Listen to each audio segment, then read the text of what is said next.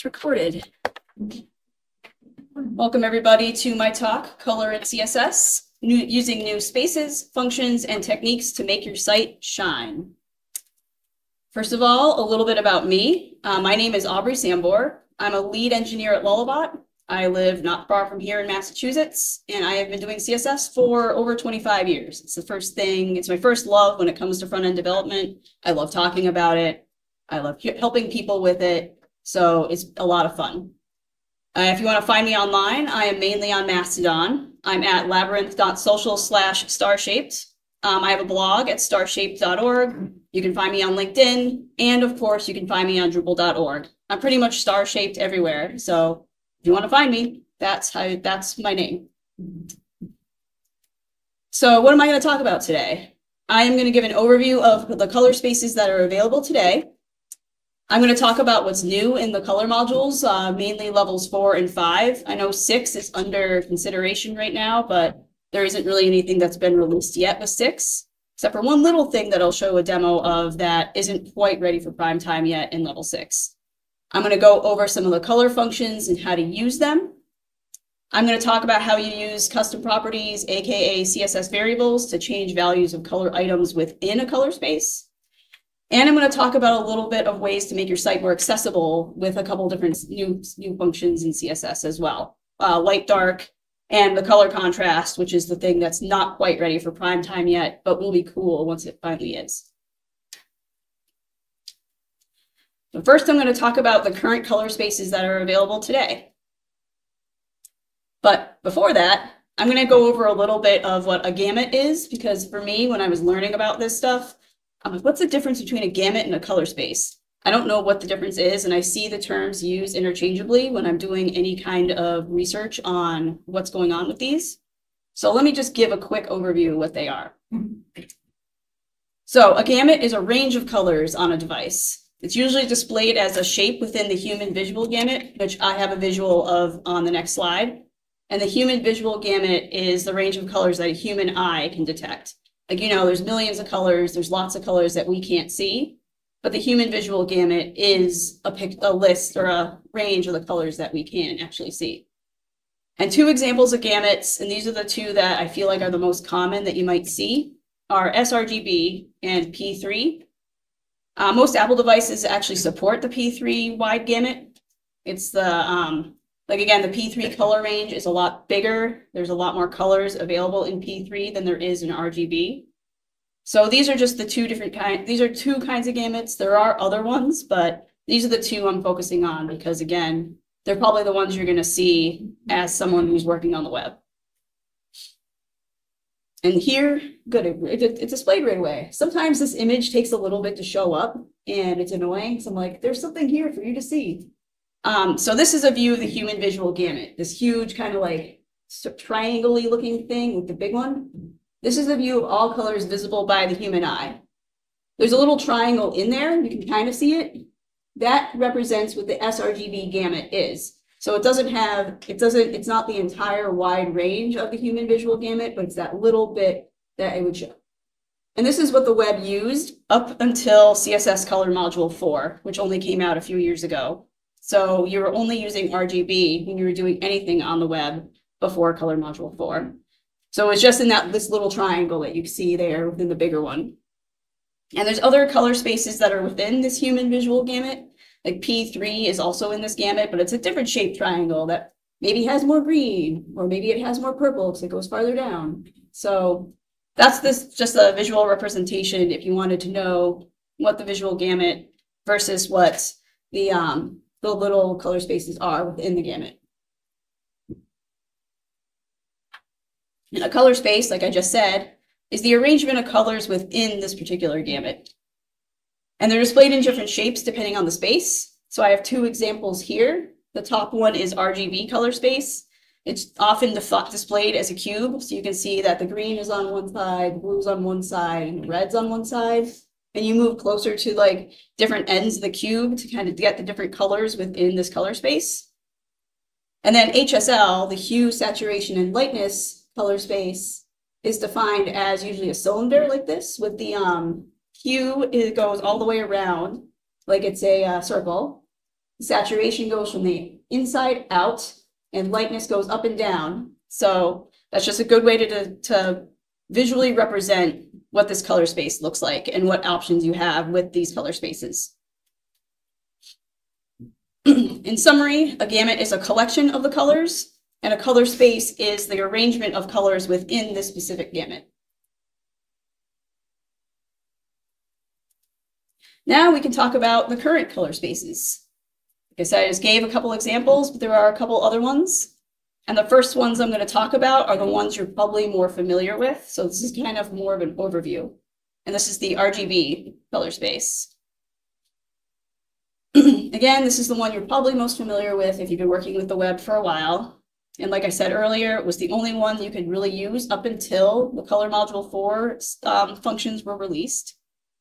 And this one, again, consists of things you've probably used to define color if you've been doing color on the web, which are defining color by a hex value, defining a color with a name, or if maybe you've used the RGB function, the HSL function, and there's also a new HWB function that's part of Color Module 4.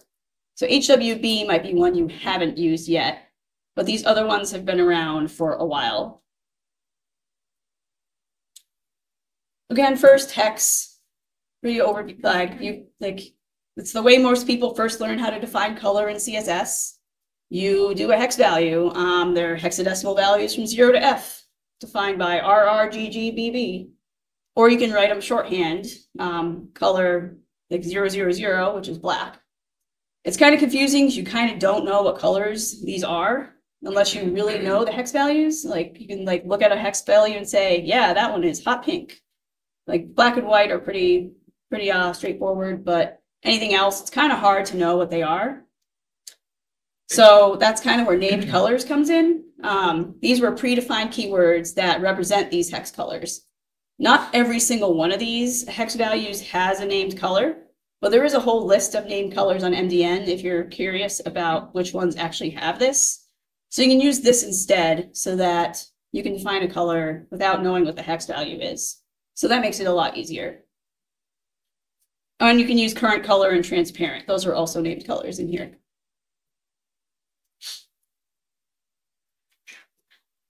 Next up, if you want to go a little bit further and not just use hex values or named colors, you can use this RGB function. Again, I showed you this picture earlier with how RGB is represented as a cube. And this mixes red, green, and blue to make these different colors. And the syntax for this, and if you've used RGB before Color Module 4, it's RGB parentheses with the 3 values with commas in between. And it goes with red, green, and blue. And for opacity, you would use RGBA with a percentage as the opacity at the end. You can use a number between 0 and 1 as well, but usually you will see it as a percentage when you write it this way. Again, this one has been around for a while. You've probably seen it. You've probably seen RGBA a lot to use opacity. So this was a good way to define these colors without using the hex values. Again, it's hard to know what 0 to 255 really means when you're thinking of the color channels. So this one could be a little hard to read if you don't know what all the numbers actually mean. Next up, and again, this one's been around for a while too, and you've probably used it, you might have used it before, is HSL. And this one arranges the colors in the RGB space in terms of hue, saturation, and lightness, and not the 3 color channels like RGB does, like the RGB function does. And this one uses a similar syntax. I kind of went over it a few slides ago, where you do HSL, you do the hue, which is represented as a degree around the color wheel. So from 0 to 360. And then the saturation and the lightness are both percentages. So you can have a percentage of saturation and a percentage of lightness so that you can manipulate the colors in the RGB space this way, as opposed to doing it through the channels. And HSL also has an opacity function, HSLA. And again, you do the opacity last so that you can have that kind of functionality with it as well. So again, this is the same color space, just represented differently in hue, saturation, and lightness versus red, green, and blue. Now, so that's all you could have done before CSS module level 4 came, CSS color module level 4 came out. And so there's some new things in CSS Color Module 4. The biggest one, the one that's most important, is it supports color spaces other than RGB. Before Color Module Level 4, you cannot do anything with any other color spaces outside of the RGB one. And some examples of it are CIE or CIE-LAB, Display P3, and there's some other ones that I'm not really going to touch on in this talk. There are a couple new color functions. I mentioned HWB earlier, and there's new ones, lab and okLAB, LCH and okLCH, and the color function. You might have heard some stuff about okLCH because it's gotten a little more popularity recently, but it's fairly new as of Color Module 4. Color Module 4 also brought some syntax updates to some of the color definitions. Like I was saying with RGB, you used to have to separate all the numbers with commas. Now you can just write them without the commas, and the opacity is no longer a separate function. So you can just do RGB, the red, green, blue with a slash, and then the opacity right after. So now you don't have to remember, oh, I've got to do RGBA if I want to have some opacity. So now you can just do it all in one function. And there's one new named color, Rebecca Purple. It's named after Eric Meyer's daughter who passed away from brain cancer about 10 years ago. He was a really big pioneer in CSS in the earlier days, so they decided to honor his daughter's memory with a new named color. And it's a pretty purple, so yeah. Some water.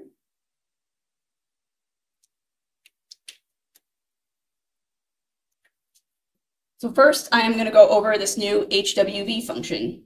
This one is still within that RGB color space. So it's just another new way to access this RGB color space with different channels. So this one is hue, whiteness, and blackness. So this one it's the same kind of thing with HSL, where the first one is a color wheel from 0 to 360, and then it mixes the percentages of white and black into these colors. So a good representation of this is this wheel right here, where it's pointed at 30, and then you can see the white and black in the corners of the triangle on the other side. So you can move the little circle around the triangles if you wanted it to be whiter or blacker. So again, another representation of being able to choose colors if you want to mix colors that way. And it's written similarly to HSL, where you could do HWB with the degree and the 2 percentages, or with the optional opacity. So this is, again, another thing to use if you want to do color spaces or RGB color space manipulations using this instead of the ones that have already existed. Next up is the color function. So there was a bunch of separate functions for RGB, HSL, HWB. So they decided to make a generic color function that takes a color space and 3 color channels. So this one, for a lot of the RGB-based color spaces, the channels are red, green, and blue. There are color spaces that are based in something called XYZ as well, and those channels for those ones would be X, Y, and Z. I'm not going to go into those because I didn't really do much research into X, Y, and Z, but a lot of these are going to use the red, green, and blue channels. So you can see they use decimals between 0 and 1, or percentages between 0 and 100, and you pass the color space in first. So my example here is that I passed in the display P3 color space with the 3 channels afterward, and that will determine the color. So I have a code pen with this one. I have it in Safari, so you can see that the color that I have is actually outside of the RGB color space and actually inside the P3. I want to make sure you can see that. So the first one it's a blue. It's kind of like a darker blue. It's kind of hard to see on this projector. That is the hard part about giving this talk in different places is, oh yeah, I got to remember that the projector actually supports these wide gamut displays and things like that. And this one does, so I'm happy about that.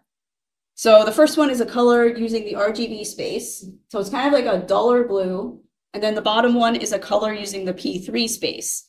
So there's a little bit of a difference. So I'm going to show you this, and hopefully I can get this to pop up big enough. I'm going to make that bigger, hopefully. So this is like a color picker with the RGB space. So you can see it's RGB. You can see that there's 3 RGB choices down there. And you can see the dot all the way over here that represents, this is where this is in the RGB color space. So that is a visual example of that. And then I have the P3 space. So if I go here, inspect the element here, and click on this, make this a little bigger. And you can see here that this says sRGB on the bottom, and there's like a line that goes up and over. And so everything to the left is within the sRGB color space. And you can see I've got the little dot up here in the top corner, which means that this P3 color that I'm displaying is outside of the sRGB space. So this is how you know that this is a different color that wasn't able to be, you weren't able to actually display this up until color module 4 with this color function. So a lot of the P3 space colors are brighter. Like that's what you'll see a lot of when you're looking at it, is that they're brighter, more vibrant versions of colors that you had been able to pick before. So that is the cool thing about using these color functions. If you ever want to make, I hate to say this term, want to make it pop, you can use these P3 spaces to make it a brighter, more vibrant blue. So it's pretty cool.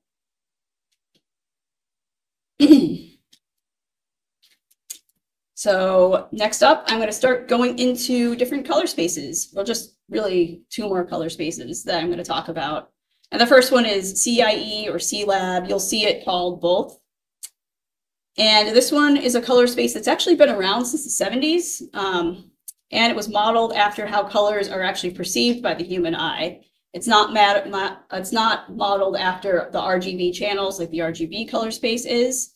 It's actually modeled over how you actually see color and how you actually perceive color. The big thing about this color space is the term of perpetually uniform. I have an image of this on the next slide that will make more sense. But if you think of other ranges, if you think of HSL's lightness, if you're going around the color wheel, it's not uniform across the colors. You'll see some colors that look brighter or duller than the others. So it doesn't really look uniform to our human eye. But the CIE color space and then the other color space I'm going to talk about after that, they will look, the lightness will look uniform across all the colors. Yeah, like I said, I've got a screenshot here. And you can see the top one up here is what the HSL color hue looks like if you go around the color wheel. You can see that some of them look brighter, some of them look darker. It doesn't look very uniform. And then you look at the C, it's called CLAB here. It's a lot more uniform. There's not ones that look super, super vibrant compared to the other ones. So this is an advantage of using this color space. When you're going around and doing any kind of gradients or things like that, it won't look as jarring if you're going from one color to the other. So again, that's an advantage to be using these newer color spaces. You can do this kind of thing. And there are a couple different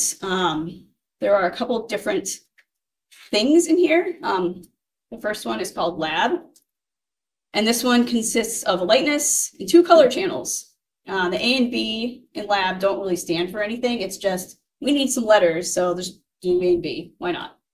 And the A is arranged from red to green, and the B is arranged from blue to yellow. And this is a function that's written as lab with, again, the lightness, which is a number between 0 and 100.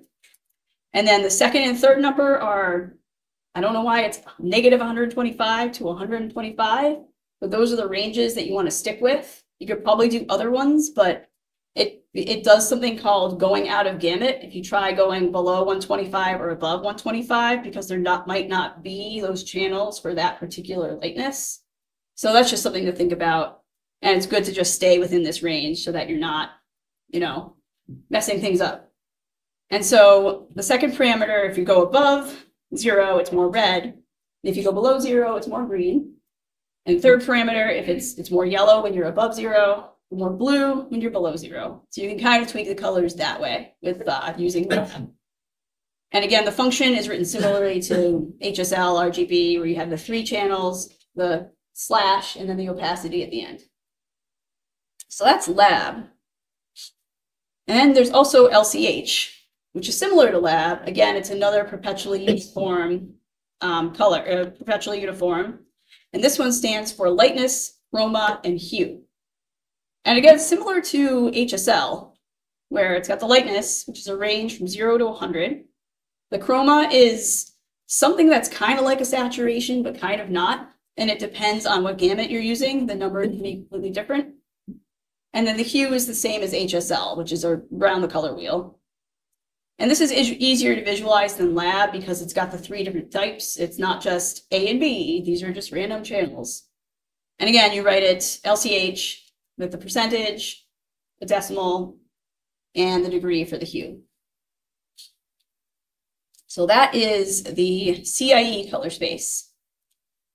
There's one more that I'm going to talk about, and it's based on the CIE color space called the okLAB color space.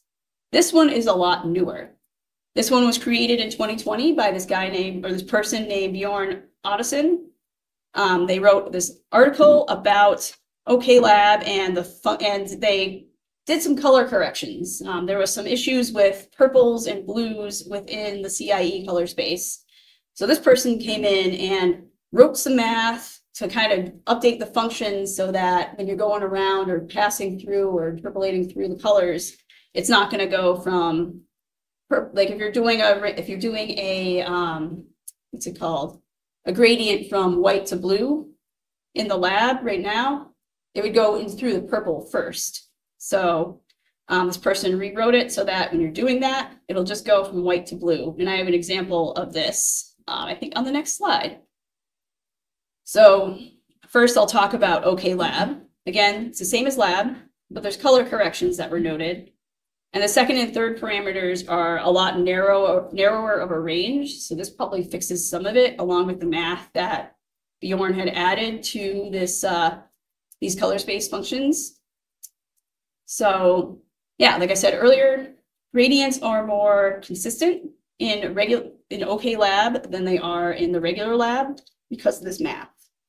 So I have an example of what a gradient from white to blue looked like in lab versus what it looks like in okLAB, and you can see the difference here. So you can see here I've got a lab gradient and I have an okLAB gradient. Make sure these are big enough. So I'm using a linear gradient. It's bigger. So I have the lab gradient and an okLAB gradient. They're both doing the same thing. They're both using a linear gradient. It's a little bit bigger. And the first one is a linear gradient in the lab color space from blue to white. But you can see it goes from blue to purple to white. And then in the okLAB gradient, again, it's the same thing, where I just do in okLAB from blue to white. You can see that it actually goes from blue to white. So that is due to some of the math and color corrections that were made by Bjorn in the okLAB color space. So there's just some things to kind of tweak after the lab color space that was developed in the 70s. So yeah, so it looks a lot better. Like you don't really expect purple if you just want a gradient from blue to white. So having this correction makes a lot more sense. Let's see. Oops. And then next up, we have the okLCH color space. Again, it's similar to LCH. It's the same way that okLAB is similar to lab. I feel like this one you hear a lot more than all the other ones because this one actually has the most browser support right now too. I think it's supported in all major browsers. So you're able to use this function a lot more consistently. And there is a color picker, okLCH.com. So if you click on this, there's this super funky thing where you can actually choose the colors. You can choose the lightness, the chroma, and the hue, and then the alpha for the opacity. And this you can actually like generate the okLCH function that you want.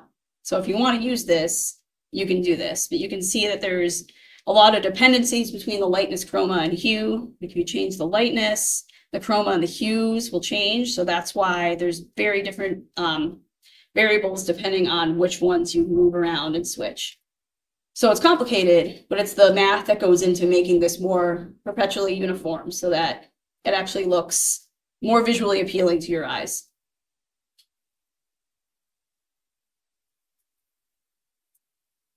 Next up after this is now we're going to move into some other new funkiness in CSS in the color module level 5. So these ones are a little bit newer. They're starting to gain support in all browsers. I think a lot of these actually have more universal browser support now. And these are these 3 things I'm going to talk about. First one's the color mix function, which is mixing colors within a given color space. Relative color syntax, which is an easier way to manipulate colors using less code. And light dark is a simpler way to change colors based on your light or dark mode. So these are 3 newer things that came with color module level 5. Take some water. So color mix. This one, you can mix colors using CSS without using Sass. Like Sass actually has a mix function that works similarly to this. And this one, you don't have to do any color custom properties with HSL. Like you don't have to like manipulate lightness, mix them that way. This way you can just say, I want to mix these colors in this color space using these 2 colors. You can provide percentages or anything else with these colors too, or you can write blue 50% instead of just blue, or blue like 20% if you don't want as much blue and more white. So you could do a lot of things like that. But there are some weird issues using color mix with okLCH. There is this GitHub issue that shows what the problem is. So you can see that the different browsers mix these colors in different ways. So this is a color mix in the okLCH color space going from white to blue. So this is you would think that this would make a lighter blue because you're mixing white and blue together to make a lighter color. Not so fast because Chrome is making this pink. Safari is making this green. Firefox makes it, let's see which one's Firefox. This one is Firefox. It's a kind of it looks more accurate, but you can't really, you probably can't tell that much on this space. But the bottom one is what it's supposed to be, and it's a slightly darker blue than the Firefox one. So right now there's some issues with how okLCH and color mix work together. And it might just be with this blue to white, which seems to generate a lot of issues. So hopefully they'll get that one fixed. They closed this issue, so I'm not sure what's going on with this one, but hopefully there's another one that opens up so they can correct this. And then I have a code pen that also shows how to do these default colors in HSL versus this is just a way to use color mix to do these colors. So I'm gonna make this smaller now. I wish I could make this thing on the left smaller so you can actually see. So I have 2 examples here. The first one up here is doing the default color and the lighter color using HSL. The bottom one is using color mix. And you can see it's the same kind of thing. But on the top one, I'm using HSL. So I'm defined some variables in the root for the hue, saturation, and lightness. And then, let's see, I define like background color HSL, the var hue, saturation, and lightness. To make the box on the right lighter in HSL, I add 25% to the lightness to make it lighter. So I just had to like add something to this other custom property. With color mix, I defined the background color on the bottom left using RGB. So it's like 19164.106. And then to make it lighter, I did a color mix instead. So I mixed the same RGB with white, 50%, to make it that same light color. So it's just a different way to manipulate the color without having to do anything in the custom properties to make the color different. So again, just gives you more options if you want to use color mix instead of HSL.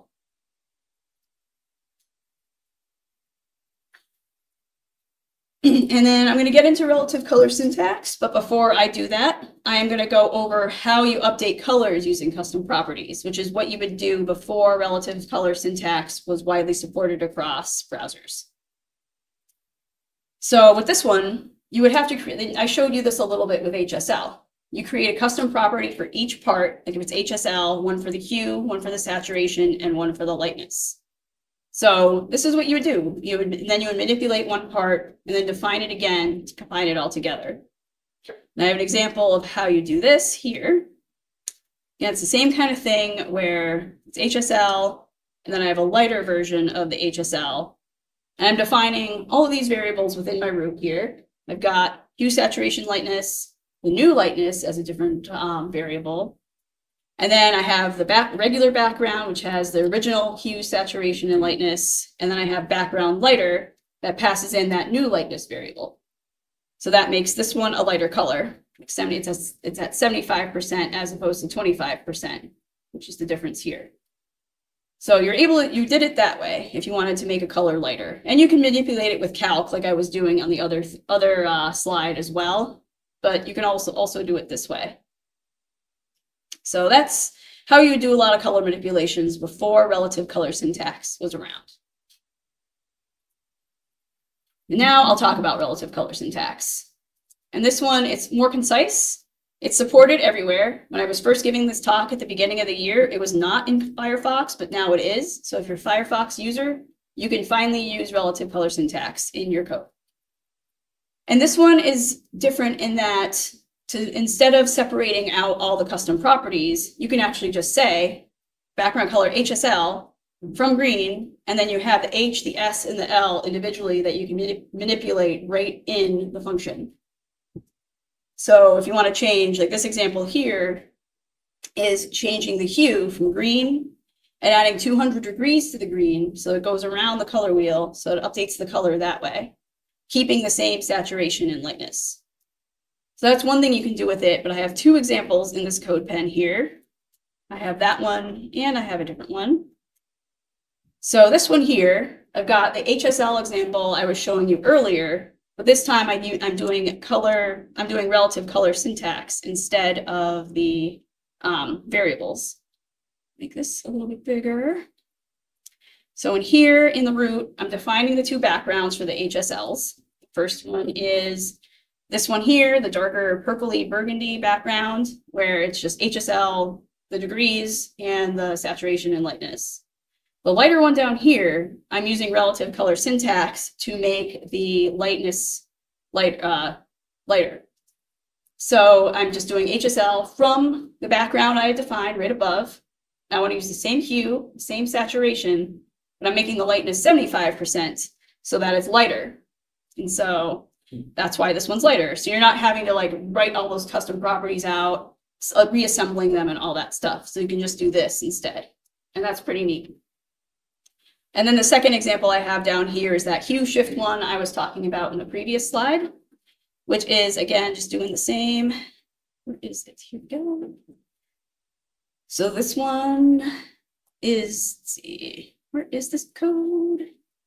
It is here. And this one I actually have an @supports on here, which if your browser doesn't support relative color syntax, it won't do any of these. But since my browser does now, I'm using Firefox, all of these are showing. But you can see on this relative syntax one, I have it green, and then hue shift, I added the +200, and it makes it purple. So if you want to do it that way around the color wheel, you can do that.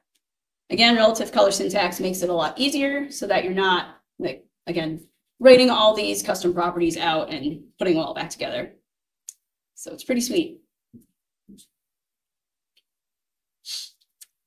And there are a couple new color functions that help with accessibility. And the first one is light dark. This one's a simpler way to add styles according to whether you're using dark mode or not. And again, this one was only supported in Firefox for a bit, and now it's supported everywhere. So you can use this pretty consistently if you only need to support the latest versions of browsers. So this is a pretty cool one. And there's a new thing called color scheme that you define in the root of your CSS. And right now, because it's light dark is the only color scheme that's supported, the only one that you can really put in is light dark. And then when you define any custom properties to use this color scheme, you use the light dark function. And in my example here, I've got two variables in here, or light dark, the 333 and the CCC. And this is the text color. So the 333 will display when it's light mode, and the CCC will be the text color when it's on dark mode. I've got a code pen showing this as well. So I'm on light mode on my computer. So you can see I've got two squares. The first one is using the old method of doing this, prefers color scheme. The bottom one is using light dark. And I've defined my variables in the root. I have the background color being the CCC, which is this light gray, and the text color is 333, which is the darker gray. And I've defined two different things. If you're doing prefers color scheme dark, you're going to want to reverse the variables this way. So when it's a dark mode, the background color will be the darker gray, 333, and the text color will be CCC. So that's how you do it with the prefers color scheme up here. If you're using light dark, you see I defined this color scheme light dark, and then I have two custom properties where I have the background color and the text color. And the first one, light dark, the background color will be CCC, and the text will be 333, and the other way around. And I can show this, hopefully. Let's see. You go in here, you go to appearance, I'll change it to dark mode, and you can see that both my prefers color scheme and my light dark both change to the reverse colors because that's what they're supposed to do. So that is how light dark works. And I'll move it back to light mode, move this back up here, close this. So that's a way to do contrast and things like that with light dark. This next one here is the one that's part of color module level 6. So this actually isn't anywhere yet, and it's called color. It was called color contrast when this first came out. The specs are actually naming it now contrast color. So the name is changed. Again, this hasn't been solidified yet, but what this is going to do is change the text color depending on which has the most contrast with the background color.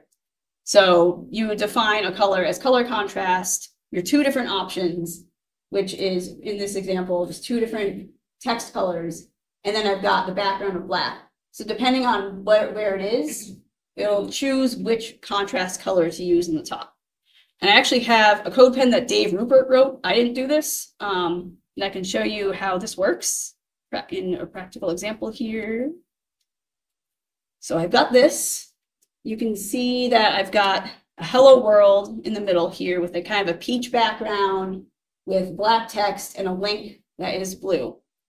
Down here, I've got, or Dave Rupert wrote, a hue, saturation, and lightness slider. And I'm going to slide the lightness because that's going to make the background lighter or darker. And that'll change the text and the link of hello world in this example. So if I make it darker, you see that as soon as I hit this threshold here, the link changed to this green. And if I go farther down, the text actually changes to white. So it goes back and forth and automatically detects. It uses the WCAG 2.1 algorithm for it right now. It's still under construction, still being finalized. Isn't really something that is ready for prime time yet. I had to, it's behind a flag in Safari, so you can't even see this in any other browsers, and you can only see it in a flag.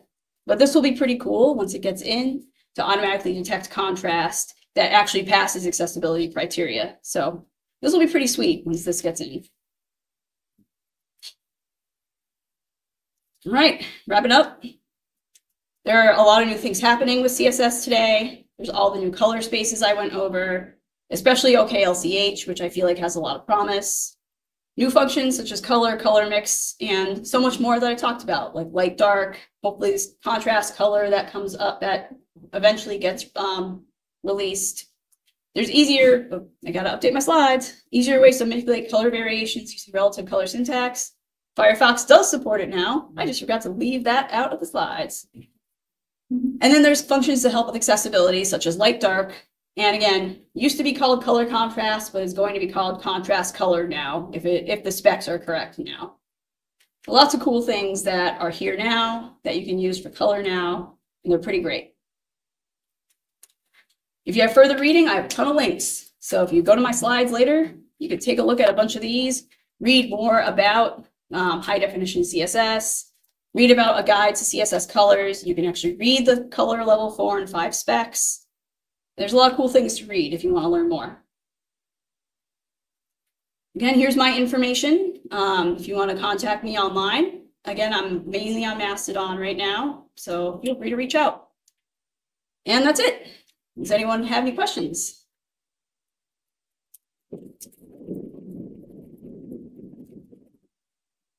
Yeah. did have one quick one on the color mix. Yep. You have to define it first and not as non-manipulated in order to use it later and manipulate it. The question was, do you have to define an unmanipulated color mix before you define a manipulated one? I don't think you do. I think I was just showing that in my examples, just so you can see what it is. So you could just use it to define. Yeah. On the, I think the contrast color one, I just wondered, like, if you have to work with like a restricted, like a branded color palette or whatever, what happens when it flips? Is there control over, like, is it just calculating it based on the depth contrast, or is there a way to like have a, you know, like a narrower color palette when it makes the switch? Yeah, the question was about color contrast and how it determines when to make the switch. I think they're still working on the algorithm for that. I think that's why it's not quite for prime time yet. I know they're talking about using the okLAB one, which is a certain ratio to pass accessibility. But I don't know more about that because, again, I haven't really looked at the specs, and the specs have changed all year. So it's been hard to kind of figure out what the right way is for it. Yeah, you have a question back there? I have two questions. Yeah. When developing a brand color palette, is there sort of a preference in which color space would be useful other than like hex or RGB?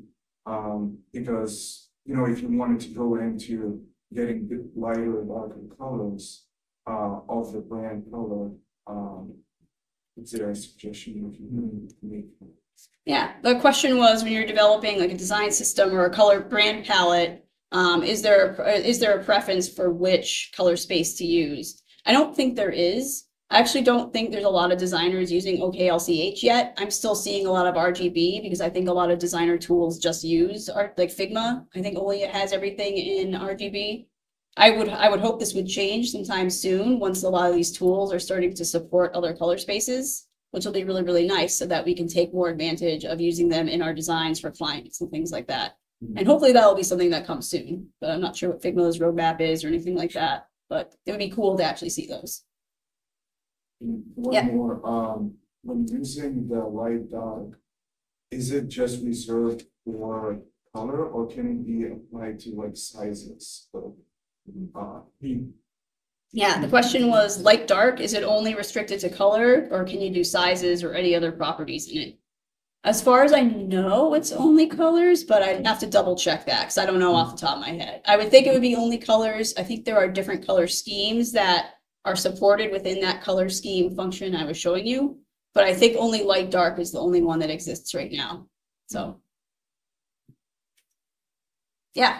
Sorry if I missed this. No worries. Too technical, but what's your favorite? What's my favorite color? Brian wants to know what my favorite color is. My hair color, I have blue hair, so I like this color. I like hot pink. Like, again, a lot of bright colors, which that's why I like P3. The P3 color space has all the bright colors, so it's pretty fun. Yeah.